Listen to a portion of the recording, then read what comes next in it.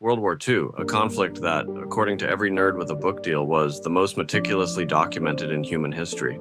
And yet somehow, even with all the reports, photographs, generals yelling like toddlers who discovered crayons, and maps that probably cried every time someone looked at them, some things make you stare at history and say, wait, what?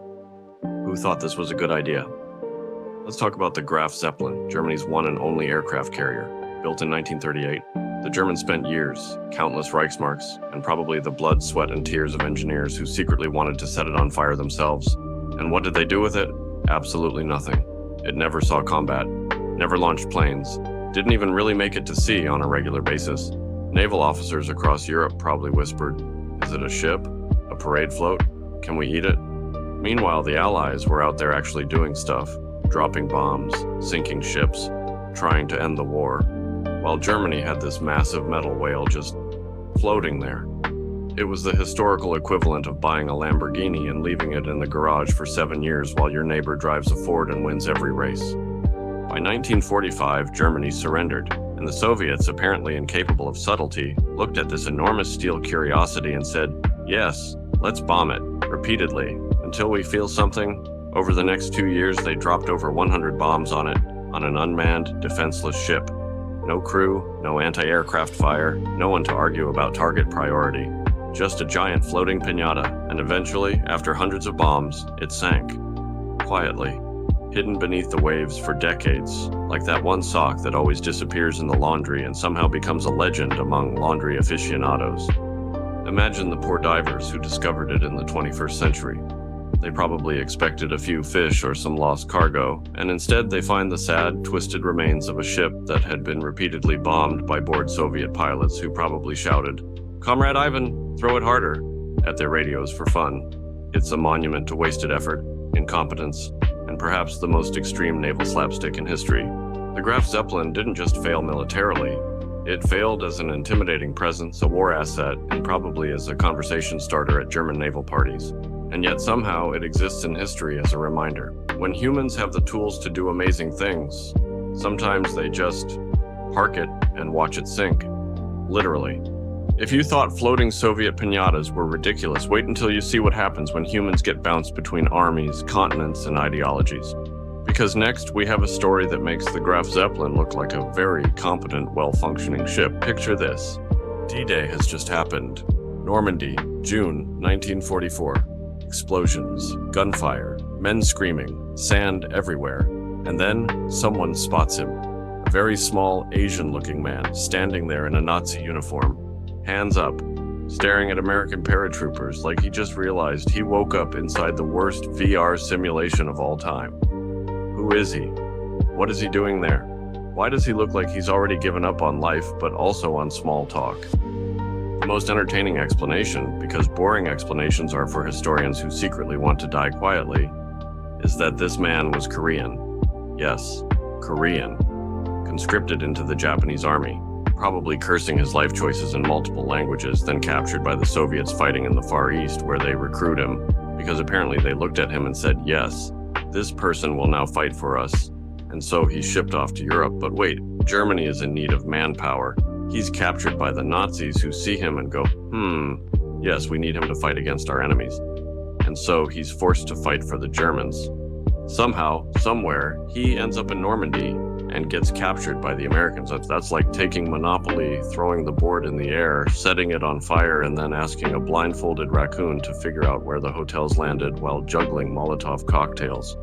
Every time you think it can't get more absurd, history proves otherwise. Now imagine being this man. One day you're trudging through rice paddies in Asia, dodging bullets, starving, and wondering why humans invented war. The next, you're in a trench in France, staring at artillery fire and questioning whether loyalty is even a thing you signed up for. And then suddenly a dozen paratroopers are yelling at you to surrender, and you're thinking, wait, who am I fighting for today? Is it Tuesday? Did I miss the meeting? And the photo, the glorious, infamous photograph, captures it perfectly. Confusion, exhaustion, and that very small, very unlucky man radiating the energy of, well, this is stupid, I hate everyone, especially the person who invented armies and possibly existence. Think about it, he was drafted into at least 3 armies, probably traveled thousands of kilometers, fought battles he didn't choose, and survived long enough to be photographed like he's starring in a sad historical meme. It's the perfect encapsulation of war's chaos. A human being used like a piece in a global game of Risk, except the dice are made of Molotov cocktails and the board is on fire. And what makes this even more absurd is the sheer bureaucracy of it all. Imagine the paperwork. Korean soldier transferred to Soviet army, now transferred to German army. Now please surrender to Americans. Sign here, initial here, and don't die before paperwork is filed. You can almost hear the administrative hell. Someone somewhere probably had to file a form called, "Please explain why this person exists and why he is currently our problem," only for it to vanish into the ether. If the Soviets were good at anything, it was taking humans and tossing them across continents for no comprehensible reason. If the Nazis were good at anything, it was convincing themselves that this tiny, confused man could be a threat. And if the Americans were good at anything, well, they took the picture and now we're all judging him 80 years later. And as we leave him standing in that sand, blinking, exhausted, and wondering if anyone remembered to feed him that day, we move on to someone who didn't just get tossed around, someone who vanished entirely, but whose disappearance would become a legend in its own right. Heinrich Müller, the head of the Gestapo, bureaucratic nightmare extraordinaire, and master of ghosting the entire planet. The kind of man who made filing papers look sinister and efficient at the same time. He was last seen in Hitler's bunker on May 1st, 1945, muttering something about how the Russians wouldn't catch him, or at least that's what the rumors say. And then, poof, gone, vanished, like a magician who perfected ghosting before ghosting was cool. Now, the boring explanation is, of course, that he died in Berlin. Plausible. Maybe even likely, but boring. And this is history, so we don't do boring. Instead, Müller becomes the playground of conspiracy theorists, intelligence agencies, and anyone with a spy movie fixation. Did he escape to Argentina? Probably. Did he secretly become a Soviet or American super spy? Who's to say? Did he spend the rest of his life laughing at humanity? Absolutely. Mossad, the Israeli intelligence service, even tried breaking into his wife's apartment. Yes, they literally went full stealth mode to find a woman who survived the war, because apparently, that's how spies think. Classic Cold War logic. Meanwhile, the CIA was just as confused. Rumors flew. Forged dossiers appeared in newspapers. Müller became the historical equivalent of mystery meat in a school cafeteria. Everyone talked about it, no one touched it, and somehow it gained legendary status. The Americans suspected the Soviets had him. The Soviets suspected the Americans had him. Everyone suspected everyone, and no one had any evidence. That's Cold War intelligence in a nutshell. Paranoia, bureaucracy, and a very strong sense of theatrical timing. Imagine Müller himself sipping cocktails in Buenos Aires, or perhaps hiding in a Soviet safe house, reading reports about his own disappearance, chuckling at the human inability to let go of a bureaucrat. "They're still looking for me?" he probably thought. How quaint. It's absurd, but also entirely in character. The highest-ranking Nazi to successfully vanish. Not just escape, but disappear into history with style. And yet, part of the intrigue comes from what's left behind. Declassified CIA papers hint that Americans thought the Soviets had him. A senior defector from Poland's intelligence claimed that his Soviet counterparts said Müller now worked for the KGB. Of course, after the USSR collapsed, nothing in the archives confirmed this. Meanwhile, the Soviets circulated rumors that he defected to the Americans, even going so far as to forge a CIA dossier claiming to be him. It's espionage inception, a man who may or may not exist, and yet everyone files paperwork about him, writes reports, and builds theories. And think about the absurdity. Millions of documents, multiple governments, decades of investigation, and still nothing. No confirmed sighting, no body, no evidence, just Müller, the ultimate bureaucratic ghost. He embodies the perfect combination of human cunning, historical chaos, and intelligence agency incompetence. And as we leave Müller slipping into the shadows, laughing at the human obsession with answers, we turn to another vanishing act. Though this one involves not espionage or bureaucracy, but music. Glenn Miller, the big band legend whose disappearance is just as mysterious as it is tragic, and arguably even more absurd in a way that only the universe can justify. The man whose music probably made bullets seem slightly less terrifying. Hair perfectly coiffed, smile impeccable, and clarinet in hand, he decided sometime during the war that swinging tunes weren't enough. No, he needed to personally fly into danger to entertain troops. Admirable. Stupid. Totally insane. December 15th, 1944. Glenn boards a small plane in England heading to Paris. A routine flight, or so one would think. And then, nothing. Vanished. no wreckage, no survivors, just letters, photographs, recordings, and the profound sense that the universe has no chill. It's like the world collectively shrugged and said, yeah, he's gone. Music lives on. Also, everyone panic a little. Now imagine the absurdity. You have pilots checking the skies for enemy aircraft, anti-aircraft gunners scanning the horizon, and then a plane carrying the most famous swing musician on Earth simply disappears. I can almost hear the Allied soldiers talking to each other. Wait, did Glenn Miller just vanish? Did he forget to pay the plane ticket? Meanwhile, somewhere in the clouds, the universe is probably shaking its head. And of course, the theories proliferate like weeds in a neglected garden. Did the plane crash due to bad weather? Possibly. Friendly fire? Could be. Aliens? Why not?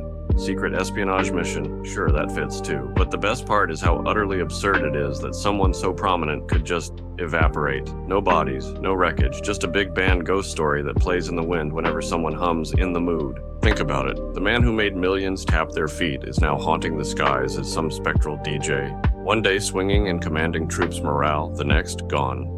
History loves to throw these curveballs, absurd, tragic, and simultaneously hilarious if you squint and imagine the universe as a cosmic prankster. And it's not just the disappearance itself that's absurd, it's the idea of context. Glenn Miller, probably checking his watch, thinking about the next big performance and maybe wondering if he remembered to pack extra clarinet reeds, disappears mid-flight. Meanwhile, troops in Europe keep marching, bullets keep flying, and the war, as always, remains chaotic and indifferent to human plans. It's a perfect example of wartime randomness, the kind of story that makes historians sigh, conspiracy theorists froth, and us, well, sit back and think, yes. This is why I drink. It's tragic, it's funny, and it's absurd in a way that only true disappearances can be. And somehow, despite all this, Miller's music lives on, haunting us more persistently than he ever did in life. And as we leave Glenn Miller spinning somewhere above the clouds, dancing with ghosts and maybe laughing at the absurdity of history, we turn our attention to something even stranger, something that defies all logic, human or otherwise. The Foo Fighters.